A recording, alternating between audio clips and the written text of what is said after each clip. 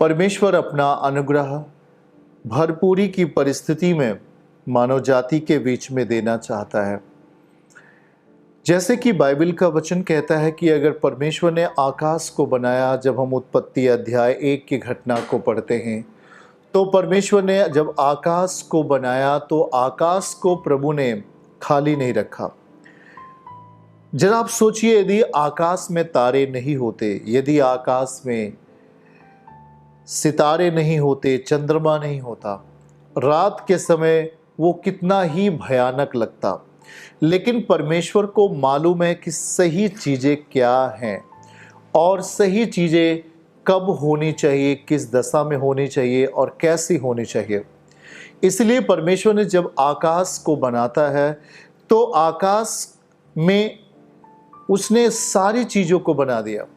आकाश को शोभायमान करने वाले छोटे छोटे, दिखने में तो हम यहाँ से बहुत ही छोटे छोटे दिखते हैं, तारे दिखाई देते हैं, लेकिन वो बहुत ही विशाल है।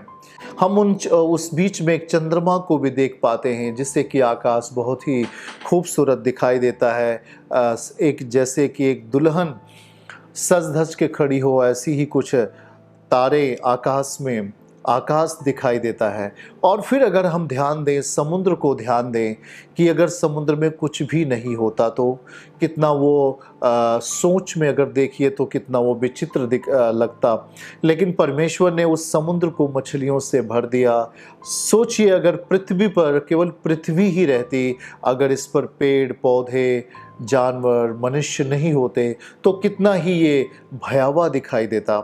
लेकिन परमेश्वर ने क्या किया कि परमेश्वर ने पृथ्वी को भी शोभायमान किया। उसका एक मकसद है कि जो उसके समीप होता है, जो उसके निकट होता है, प्रभु उसको शोभायमान करते हैं, उसको हरा भरा करते हैं, उसके जीवन को आशीषित करते हैं।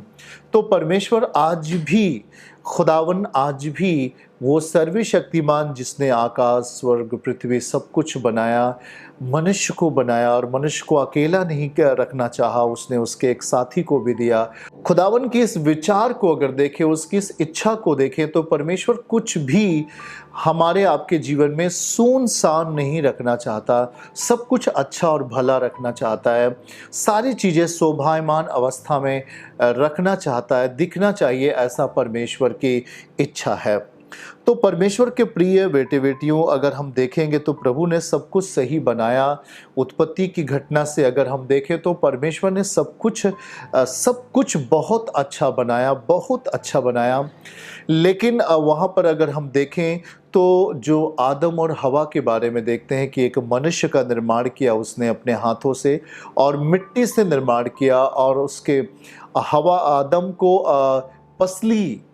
आदम की पसली निकालकर उसने हवा का निर्माण किया, एक साथी के रूप में परमेश्वर ने दिया।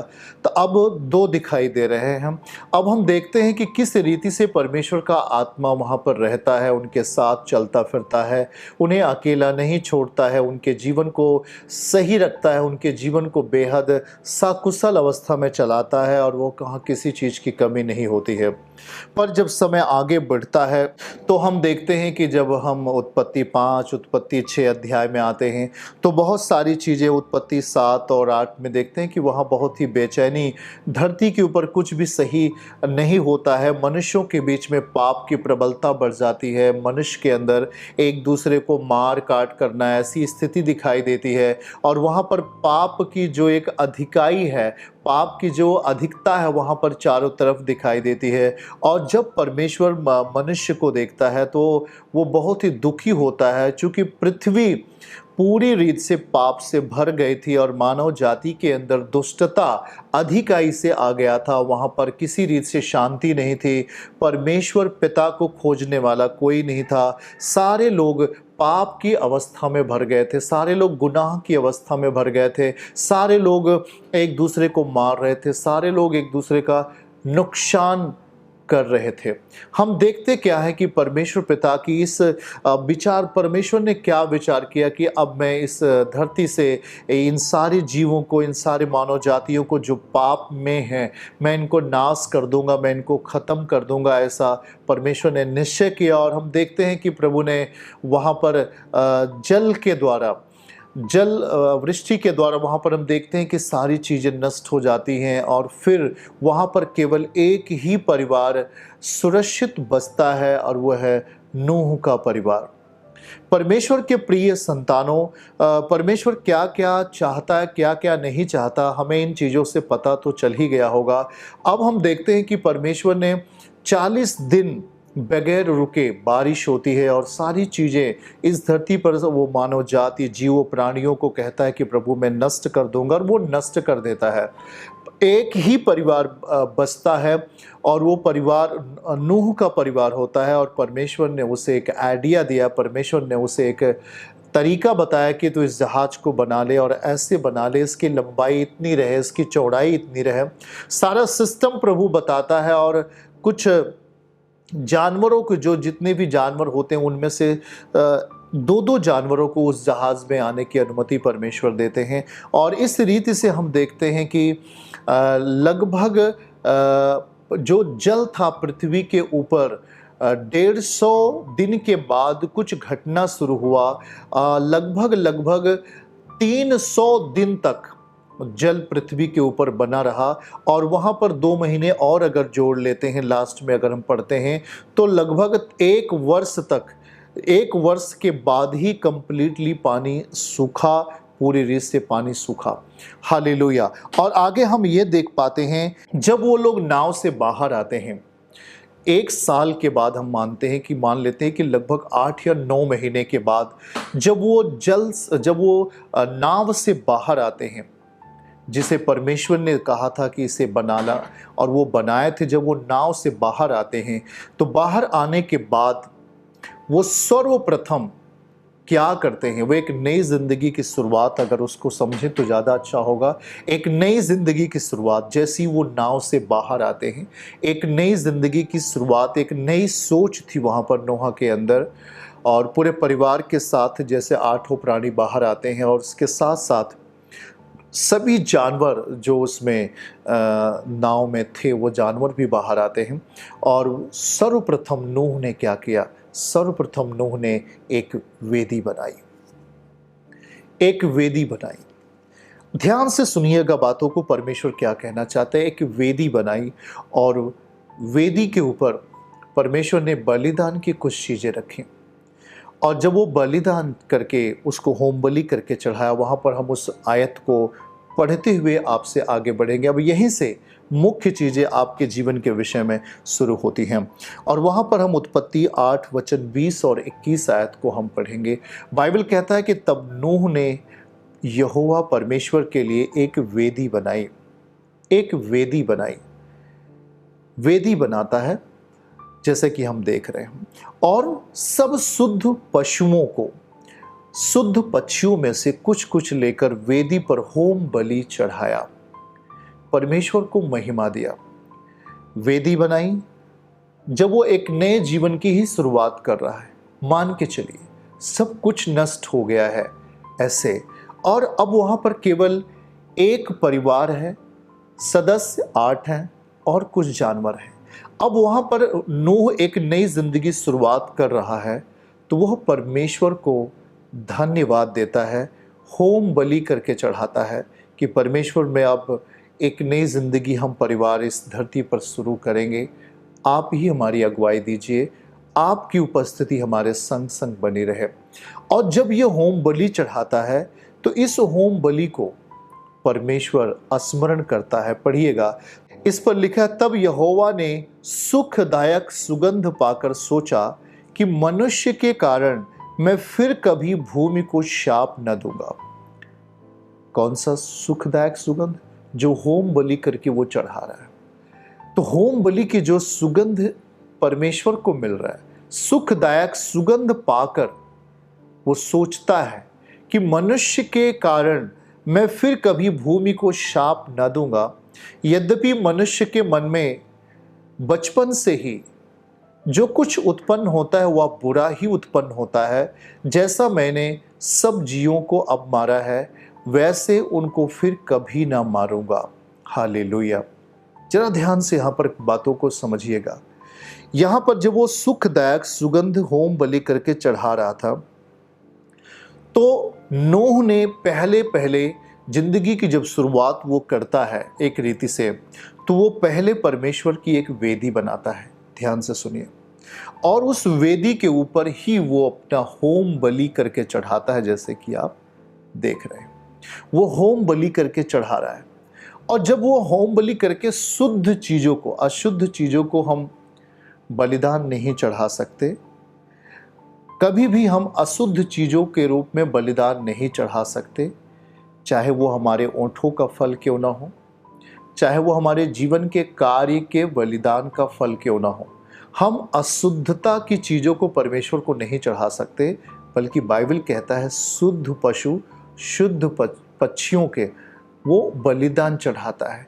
और जब वो वेदी बनाकर बलिदान चढ़ाता है, तो यहाँ से एक आत्मिक माहौल शुरू होता है, यहाँ से एक आत्मिक ताकत का एक दिखाई देना शुरू होता है कि वो किस रीति से परमेश्वर के सामने अपने आप को पूरे परिवार के साथ प्रकट करता है।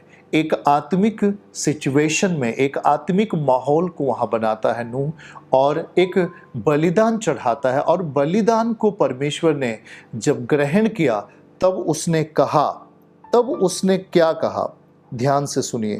20-21 में यही चीज लिखा है, जब उसने बलिदान को स्वीकार किया परमेश्वर ने, यहोवा ने सुखदायक सुगंध पाकर, अर्थात सुखदायक सुगंध को जब उसने प्राप्त कर लिया, ले लिया, परमेश्वर ने स्वीकार कर लिया, तब कहा कि मैं अब फिर से वैसा उनको फिर कभी ना मारूंगा। मतलब परमेश्वर अपने विचारों को फिर से वो बदल लेता है कि अब आने वाले भविष्य में मैं इस रीति से कभी नहीं करूंगा या कभी इंसानों को नहीं मारूंगा। जरा आप ध्यान से सुनिए।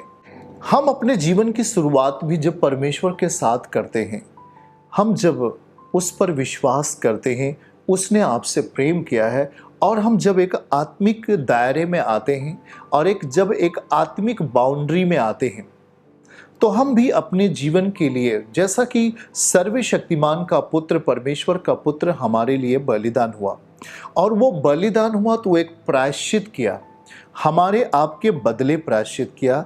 बाइबल का वचन कहता है कि पाप हमने किया था, दुख या मृत्यु की सजा यीशु मसीह ने, अर्थात किसी अन्य व्यक्ति ने उठाई, जो परमेश्वर का पुत्र कहलाया। उसने हमारे बदले पापों का प्रायश्चित किया, हमारे बदले सारी चीज़ों का प्रायश्चित उसने किया। तो वो एक बलिदान की सुगंध वस्तु था, जिसे परमेश्वर ने स्वीकार किया और हमें उस गड्ढे में रहने न दिया, हमें उस बंदी गृह में रहने न दिया, हमें उस मुकदमे में रहने न दिया, हमें उस माया जाल में, शैतान की ताकत में हमें रहने न दिया, हमें तमाम प्रकार के गुनाहों से हमें वो बाहर निकाल लिया। कारण कि क्योंकि किसी ने बलिदान किया। परमेश्वर की विचार कैसे चेंज हो गए।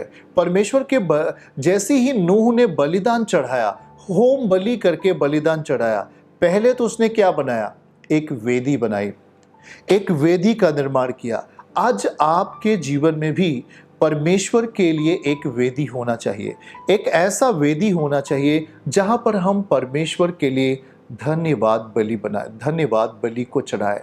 अब हम इसे आत्मिक रीति से अगर देखें, तो हमारे जीवन में भी एक आत्मिक वेदी होनी चाहिए, हमारे भी एक आत्मिक माहौल में एक आत्मिक वेदी होनी चाहिए, जिस पर हम प्रतिदिन परमेश्वर को धन्यवाद बलिदान, धन्यवाद होम बलि, धन्यवाद कुछ भी धन्यवाद के तौर पर चढ़ा सकें। और जब परमेश्वर के लिए वो होम बलि करके चढ़ाता है, तो यहाँ पर तुरंत हम देखते हैं परमेश्वर का रिएक्शन आता है, परमेश्वर बात करता है और वो कहता है कि अब मैं ऐसा नहीं करूँगा। कितनी बड़ी ताकत होती है बलिदान में, कितनी बड़ी ताकत होती है धन्यवाद देने की अवस्था में। आज जब आप भक्ति के दायरे में जीवन जीते हैं, पवित्रताई के दायरे में जीवन जीते हैं, यहोवा के भय मानने के दायरे में आप जीवन जीते हैं, आप डिसिप्लिन में जीवन जीते हैं, खुदा के भय और डर में अपना जीवन जीते हैं, एक आत्मिक बाउंड्री में अपना जीवन जीते हैं, तो याद रखो कि हमने प्रायश्चित किया। हमने जब अपने जीवन से कहा, प्रभु अब मैं नशा नहीं करूंगा, तुझे मैं धन्यवाद बलिदान चढ़ाता हूं, मैं आपको महिमा देता हूं, मैं आपकी प्रशंसा करता हूँ, मैं आपको बलिदान चढ़ाता हूँ। जब आप बलिदान के साथ प्रभु के सामने जाते हैं, जब आप घुटने के बल होकर के प्रार्थना प्रेयर करना शुरू करते हैं, जब परमेश्वर को महिमा देना शुरू करते हैं, तो ये वही परिस्थिति होती है जब परमेश्वर आपके विषय में सोचता है कि अब इसके जीवन में मैं अब ये नहीं आने दूंगा। चर्च की सभी प्रार्थनाओं को और परमेश्वर के दास के द्वारा टीचिंग सुनने के लिए और अपडेट्स को जानने के लिए हमारे इस चैनल को सब्सक्राइब करें और साथ में बेल आइकन को जरूर दबाएं ताकि जब भी लाइव प्रार्थना हो तो सबसे पहले आप देख सकें।